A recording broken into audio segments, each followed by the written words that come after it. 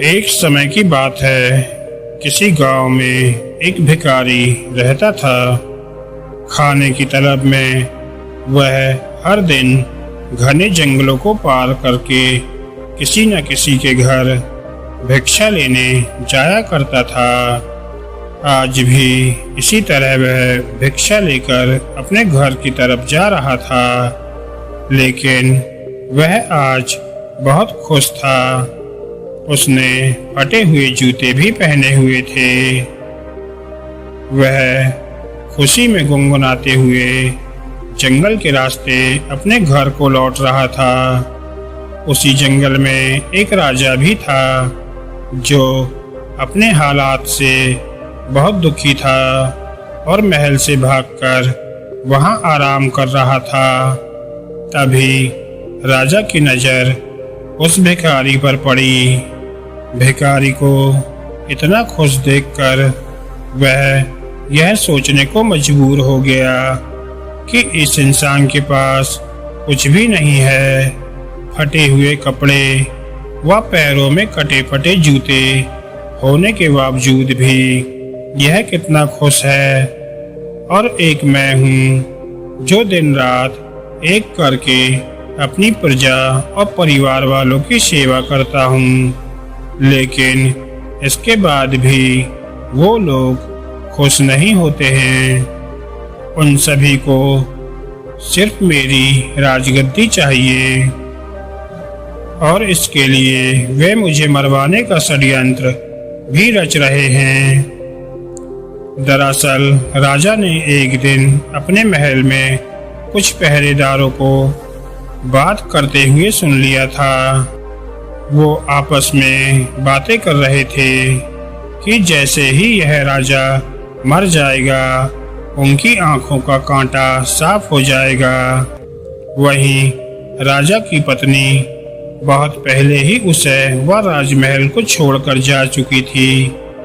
राजा को कोई पुत्र भी नहीं था। इस वजह से उसके पास अपना कोई उत्तराधिकारी भी नहीं था। जिस दिन से राजा ने अपने खिलाफ इस षड्यंत्र के बारे में सुना, तब से वह बहुत ही सावधान रहने लगा था। इतना ही नहीं, एक दिन राजा के खाने में उसके भाई ने जहर मिलवा दिया था, जिसके बारे में राजा को भनक भी नहीं थी। वो तो जब खाना खाने बैठा तो अचानक एक बिल्ली ने आकर वो खाना खा लिया और कुछ देर बाद वो बिल्ली वहीं मर गई। इस घटना के बाद से राजा अपने खिलाफ हो रहे षड्यंत्र के प्रति बेहद सतर्क हो गया था। उसने अपने भाई से कहा कि उसके मरने के बाद वो ही राजा बनेगा, इसलिए उसे राज्य की सारी जानकारी रखनी चाहिए। इसी वजह से एक दिन इन्हीं सब बातों से परेशान होकर राजा ने महल छोड़ दिया और बिना किसी को बताए वहां से भागकर वह उस जंगल में आ गया था। वह जंगल उसकी नगरी से बहुत दूर था, इस वजह से उसे वहां कोई पहचान भी नहीं सकता था। राजा जंगल में बहुत दिनों से था, जिस वजह से उसके बाल भी काफी बड़े हो गए थे। उस भिखारी को देखकर राजा ने सोचा कि हम दोनों ही इंसान हैं, बस फर्क है कि वह खुश इंसान है और मैं दुखी। राजा जल्दी जल्दी में महल से भागा था, इसलिए उसने सुंदर मोतियों की एक माला, जरे हुए जूते, कीमती कपड़े और हाथों में सोने की अंगूठियां भी पहनी हुई थी। जब भिखारी ने राजा को देखा तो वह थोड़ा पीछे हट गया और सोचने लगा कि मैंने तो कटे फटे कपड़े और जूते पहने हुए हैं, भीख ना मिले तो मैं भूखा ही रह जाऊं। लेकिन इसके तो ठाट बाट ही अलग हैं। यह कितना खुश नसीब है कि इसने हीरे जवाहरात, सुंदर कपड़े और जूते पहने हुए हैं। लेकिन इसके बाद भी यह खुश नजर नहीं आ रहा है। उसने सोचा, चलो इसी से ही उसके खुश न होने की वजह पूछता हूँ। भिखारी राजा के पास पहुंचा और उसे राम राम बोला। राजा ने भी भिखारी को राम राम का जवाब दिया। भिखारी ने कहा, आप तो बहुत अमीर परिवार के लगते हैं, शायद आप कहीं के राजा हैं। राजा ने कहा, हाँ सही बोले तुम, मैं सूरतगढ़ का राजा हूँ और अपना राज अपने भाई को देकर यहाँ पर आ गया हूँ। मेरे घर वाले दौलत के चक्कर में मुझे मरवाने का षड्यंत्र कर रहे थे। उसी से बचने के लिए मैं यहाँ पर मन की शांति के लिए आया हूँ। काफी दिनों से मैं ऐसे ही हालत में हूँ। मेरी लंबी दाढ़ी देखकर लोग मुझे भगा देते हैं। रास्ते में जो भी फल फूल मिलता वही खाकर गुजारा कर लेता हूँ। आज मुझे बहुत तेज भूख लगी है, इसलिए मैं इधर उधर खाने की तलाश में घूम रहा हूँ। तुम्हारे पास अगर कुछ खाने के लिए है तो कृपया मुझे थोड़ा खाने के लिए दे दें। भिखारी ने मुस्कुराते हुए राजा की तरफ देखा और कहा कि अगर तुम मुझे ये सोने की अंगूठी दोगे तो मैं तुम्हें खाना खिला सकता हूँ। राजा यह सुनकर खुश हो गया। उसने अपनी अंगूठी भिखारी को दे दी और बदले में उससे रोटी लेकर खा ली। भिखारी ने राजा से कहा कि तुम और मैं दोनों ही अकेले हैं, चलो हम दोनों साथ में चलते हैं। दोनों साथ में चलते हुए एक घने जंगल में पहुंचे। वहां पर वह आराम करने लगे। भिखारी ने राजा से कहा कि आप कितने भाग्यवान हैं, आपके पास इतनी धन दौलत है, लेकिन मेरे पास कुछ भी नहीं है। फटे हुए जूते पहने हूँ। आपकी अंगूठी से मेरी बहुत सी समस्याएं दूर हो जाएंगी। फिर राजा ने कहा कि मैं भी तुम्हारी ही तरह कुछ सोच रहा था। तुम्हें फटे जूतों की परवाह किए बगैर खुशी से अपने रास्ते की तरफ जाते देखकर मैंने सोचा तुम्हारे जैसा कोई खुश नसीब नहीं होगा। मेरे पास सब कुछ होते हुए भी मैं खुश नहीं हूँ। हम दोनों की हालत एक जैसी ही है। फिर बातों ही बातों में उस भिखारी ने राजा से उसके राज्य की सारी जानकारी पूछ ली और फैसला किया कि रात में जब राजा सो जाएगा तो वह उसके कपड़े और गहने लेकर वहां से भाग जाएगा। जब तक राजा सोया नहीं तब तक भिखारी उससे मीठी मीठी बातें करता रहा। रात को उसने राजा को खाने में बेहोशी की दवा मिलाकर खिला दी थी। इससे राजा गहरी नींद में सो गया। फिर भिखारी ने राजा के कपड़े व उसके सारे गहने पहने और वहां से भाग गया। राजा सोता ही रह गया, लेकिन रास्ते में उसे कुछ चोरों ने देख लिया। उन्होंने उसे राजा समझकर पकड़ लिया और उसके सारे कपड़े और गहने छीन लिए। अब भिखारी के पास सिर्फ धोती ही बची थी। चोरों ने सब कुछ लूटने के बाद उसे एक पेड़ से बांध दिया और उससे पूछने लगे कि वह कहाँ का राजा है। अगर नहीं बताओगे तो तुम्हें मारकर कहीं फेंक देंगे। भिखारी ने चोरों से कहा कि वह राजा नहीं है। मैंने अपनी लालच की वजह से एक राजा के सारे कपड़े और गहने चोरी कर पहन लिए थे। वह राजा अपने जीवन से दुखी है और जंगल में खाने के लिए भटक रहा है। चोरों ने उससे बोला कि वह नाटक कर रहा है। उन्होंने फिर से उससे पूछा कि तुम कहाँ के राजा हो। भिखारी ने चोरों को बताया कि वह राजा राय प्रताप है, जो सूरत का राजा है। उसका भाई राय बहादुर उसके राज्य का मंत्री है। वह अभी जंगल में आराम कर रहा है, लेकिन चोरों ने उसकी बात पर भरोसा नहीं किया। उधर जब राजा की नींद खुलती है तो वह भिखारी को बुलाता है। उसने अपने सामान को देखा तो उसके पास सिर्फ एक पोटली ही होती है, जिसमें उस भिखारी का कुछ सामान होता है। दूसरी तरफ वो चोर सूरतगढ़ के महल में पहुंच जाते हैं।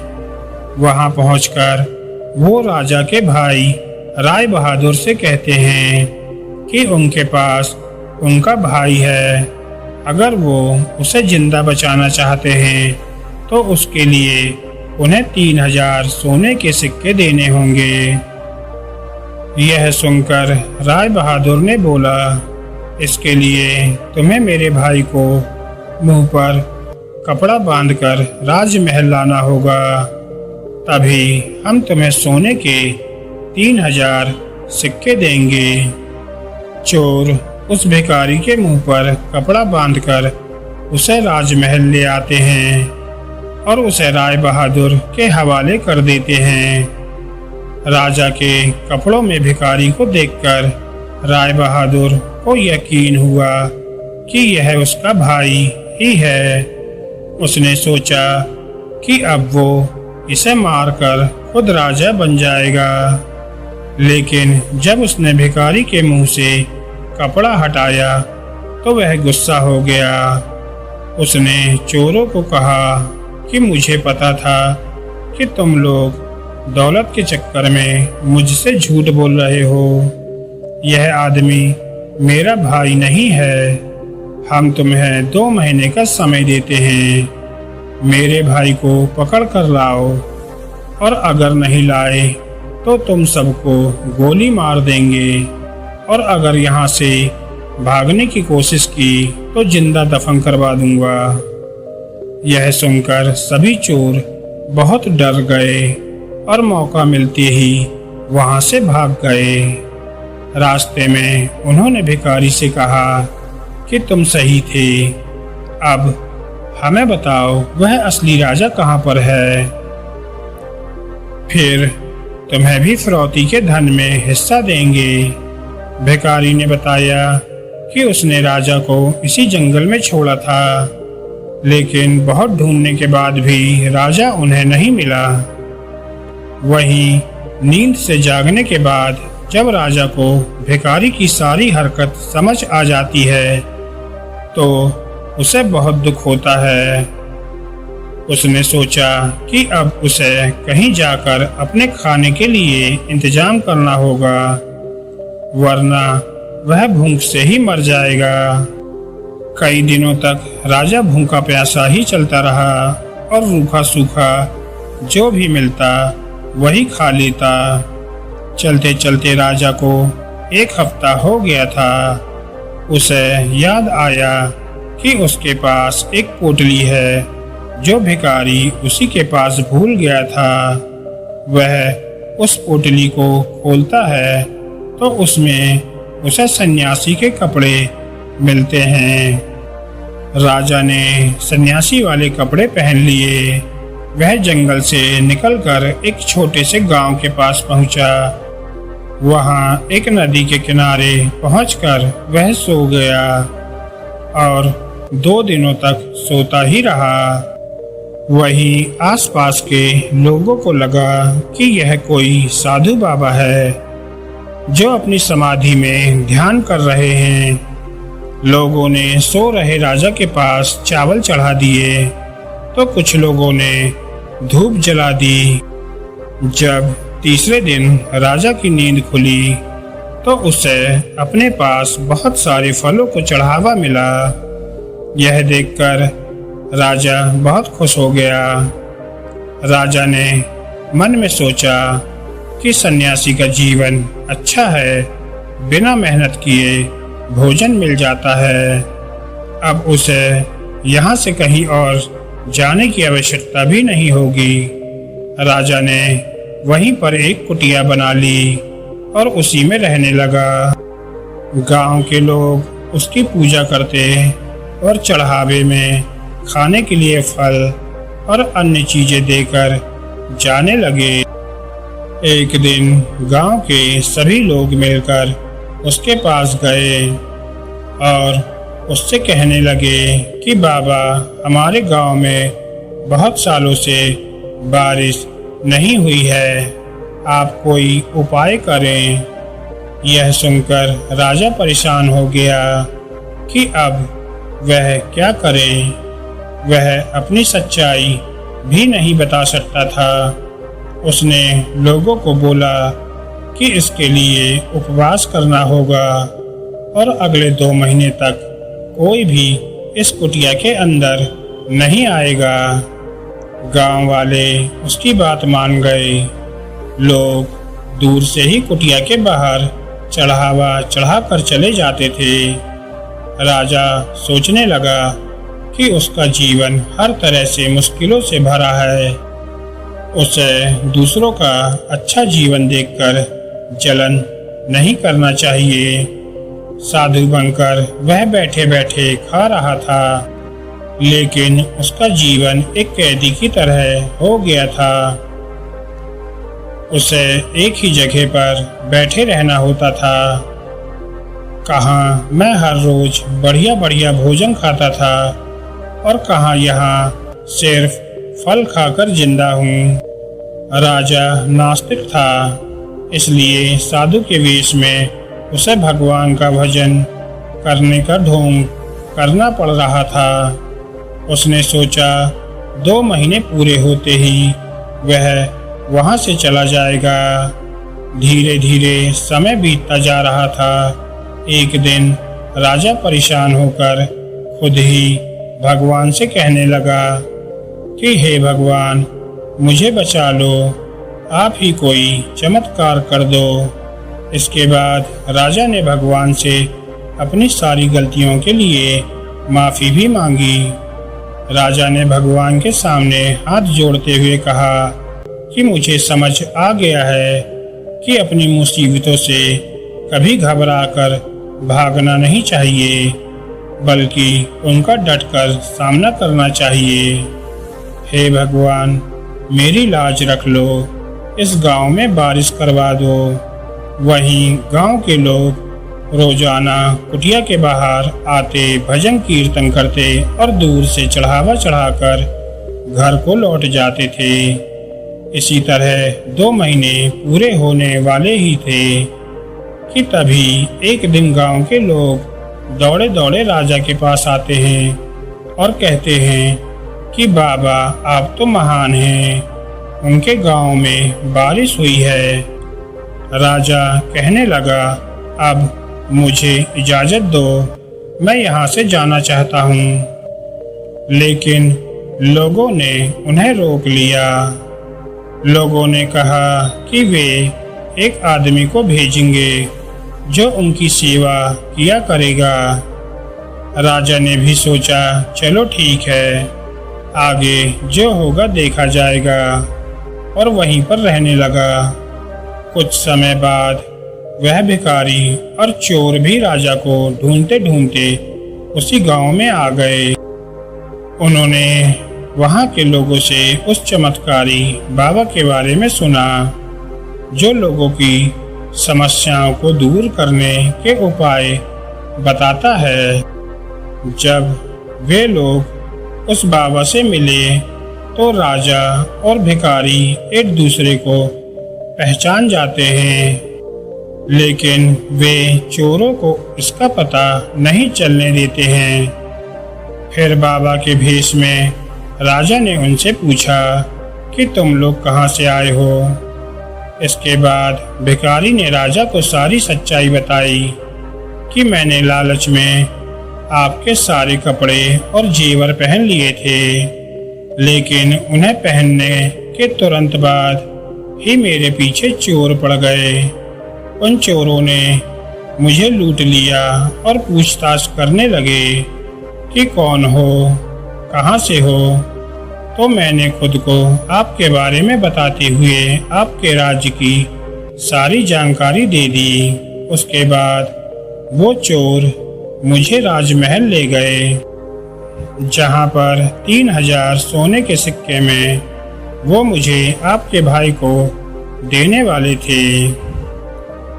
आपके भाई ने बताया कि वह आपको मरवाना चाहता है और खुद वहाँ का राजा बनना चाहता है, लेकिन जब उसने मेरा चेहरा देखा तो उसने मुझे पहचान लिया और चोरों को 2 महीने के अंदर आपको ढूंढ निकालने के लिए कहा। तभी से हम सभी आपको ढूंढ रहे हैं। भिखारी ने राजा से कहा कि तुम साधु बनकर इन चोरों को जो कहोगे ये मान जाएंगे।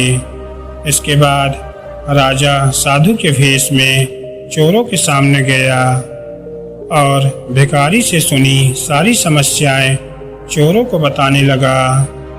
यह सुनकर सारे चोर हैरानी में पड़ गए। उन्होंने राजा से बोला, बाबा, हमें इस परेशानी से बाहर निकाल दो, हम आपके सच्चे भक्त बन जाएंगे। राजा ने कहा, तो तुम लोग मुझे उस राजा के महल लेकर चलो, मैं वहां पर जाकर खुद ही सब कुछ देखना चाहता हूँ।